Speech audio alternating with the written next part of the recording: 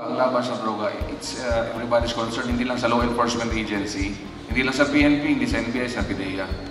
Kahit sino pwede umaresto pag nakita niya in his presence. Ang pinagsanib na konseho ng Pampanga Peace and Order Council at Provincial Task Force to End Local Communist Armed Conflict o PTF-LCAC na pinamumunuan ni Pampanga Governor Dennis Delta Pineda ay pumabor sa isang rekomendasyon na nagpapahayag na ang Pampanga ay nasa estado ng stable internal peace and security.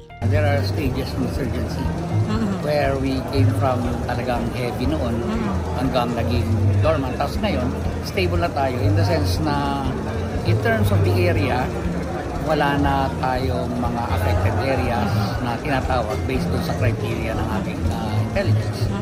Tapos based dito sa ating mga armed groups, dissolved na yung last na nandito.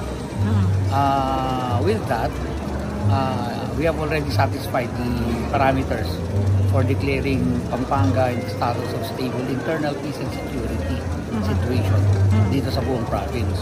But then, it doesn't mean na we will be pulling out, na wala na kami. Hindi. Ang nangyayari lang ngayon is dahil malakas ang insurgency, ang main focus din was internal security operations. Ang rekomendasyon ay ipapasa sa Sangguniang Panlalawigan ng Pampanga para sa pagsusuri o review. Kapag naaprubahan, opisyal nang itatanghalang Pampanga bilang isang lalawigan na nasa ilalim ng estado ng stable internal peace and security. Ambal talaga yan. So dahil napatunayan natin through this declaration na peaceful, natural lamang na tuloy-tuloy ang investment ng mga investors sa atin at tingin natin mas magiging significant din ito bilang tayo yung sentro ng Region 3, mas magiging matatag yung posisyon ng Pampanga na patuloy na manguna as far as the economic aspect naman is concerned. Attractive ito para sa mga would-be investors. Yes, oo. Pag nalaman nila na very stable ang ating probinsya, malamang dadagsain na naman ang Pampanga ng mga investors.